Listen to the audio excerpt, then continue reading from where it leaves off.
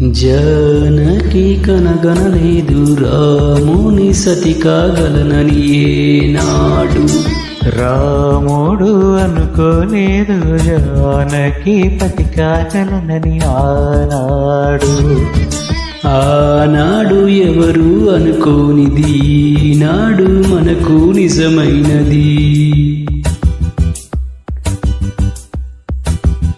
ఆ రామాయణం మన జీవన పారాయణం. రాముడు అనుకోలేదు జానకి పతి కాగలనని ఆనాడు.